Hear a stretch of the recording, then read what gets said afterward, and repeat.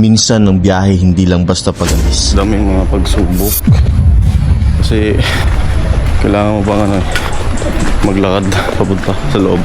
May mga unos din na kailangang lampasan na kahit wala kang kasiguruhan sa dulo. Pero sa bawat liko, may mga tanawin na nagpapaalala na sulit lumaban. Kaya welcome sa biyahe ko.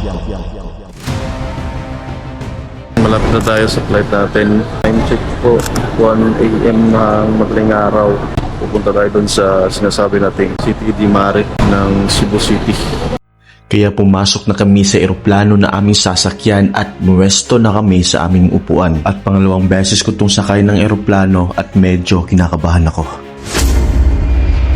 At salamat sa Diyos, ligtas naman kaming nakabiyahe. At pagdating ko dito sa airport ng Cebu City, para bang may bagong pahina naman na naghihintay. So ngayon, nandito tayo sa Krispy Kreme doon at dito sa airport sa Cebu City. Book muna kami ng Grab papunta doon sa aming tutulugan. At pangalawang araw ko to sa aking paglalakbay at kinaumagahan bumiyahe kami agad. Kain muna kami sa outlet. Nag-stop muna kami. Di na kami nagsayang ng oras pa at nagpatuloy kami sa aming pagbiyahe. Medyo malayo pa ang aming pupuntahan.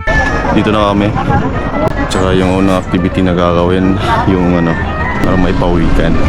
Explore natin yung dagat kasama yung pawikan.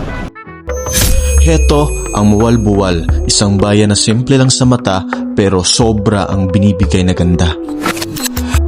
Dito hindi mo na kailangan ng mamahaling plano kasi ang highlight na sa dagat mismo. Ang Mualbual sikat dahil sa isang bagay na wala sa lahat ng beach sa Pilipinas. Isang libong liwanag na gumagalaw sa ilalim ng tubig. Ito ang Sardine Run, parang kalangitan na nalunod sa dagat. At kung siniswerte ka, may pawikan pang dadaan sa tabi mo. Kaya ang next na lokasyon ay aming pinuntahan at bago ang lahat, kumain muna kami. Tayo muna natin kasama. Kasi galing dito pupunta doon. Siguro by transport. Papunta na kami doon sa loob at sasakay kami ng habal.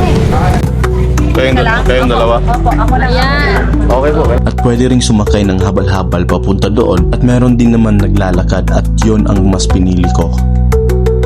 At itong lugar na aming pinuntahan ay isa sa mga sikat na dinadayo ng turista.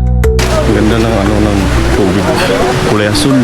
Makikita mo rin ang kalinisan sa lugar na to dahil sa kulay asul na tubig at kulay berde na mga dahon. Malapit na. 10 minutes only. Bawal magtapon ng basura para mapanatili ang kalinisan. Hindi madali yung pagpunta dito. Daming mga pagsubok. Daming mga pinagdadaanan. Kasi kailangan mo bang maglakad papunta sa loob. Pero di ko alam kung maaabutan natin doon. Di man naging madali ang pagpunta ko sa lugar na to. Pero nang makarating ako at nang makita ko mismo gamit ang sarili kong mga mata ay laking gulat ko.